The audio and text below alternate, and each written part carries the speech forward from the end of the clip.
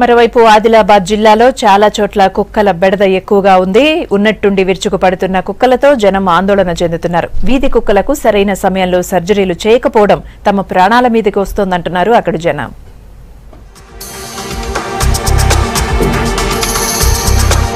ఆదిలాబాద్ జిల్లాలో anti rabies వ్యాక్సిన్ల కొరత ఎక్కువైంది. 3 ఏళ్లుగా ఈ వ్యాక్సిన్లు సరఫరా కాకపోవడంతో జిల్లా వ్యాప్తంగా కుక్కల కారణంగా సమస్యలు పెరుగుతున్నాయి. రోజు ఎక్కడో ఓ చోట కుక్క కాటుతో జనాలు హాస్పిటల్లకు పరుగులు పెడుతున్నారు.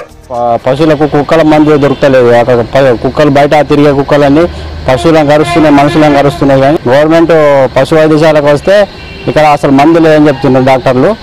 మరి దానికి సమస్య ఎట్లా పరిష్కరిస్తారో అధికారులే చూసుకోవాలని కోరుతున్నాం. బయటకు వెళ్ళాలంటే భయం వేస్తుంది. రాత్రి పూట కానివ్వండి, పగల పూట కానివ్వండి, బాగా కుక్కల మీద టీకాలు వేస్తలేరు, మందులు ఇస్తలేరు. ఏమో కుక్క కరిసినంటే నిమ్స్ కి రాబడుతున్నాయి. కుక్కలు బాగా ఉన్నాయి. దానివల్ల చిన్న పిల్లలకు కానివ్వండి, పెద్దలకు కానివ్వండి కాటేస్తే బాగా ప్రాబ్లం అవుతున్నాయి. వీధి కుక్కల కారణంగానే సమస్యలు పెరుగుతున్నాయని పశుసంవర్ధక శాఖ అధికారులు చెబుతున్నారు. పెంపుడు కుక్కల యజమానులు ప్రత్యేక శ్రద్ధతో వ్యాక్సిన్లు వేయిస్తున్నా రోడ్లపై తిరిగే కుక్కలను పట్టించుకునే వాళ్లే లేరని జనం చెబుతున్నారు. ఈ పిచ్చి కుక్కలు బాగా తీవ్రత ఎక్కువ అయిపోయింది.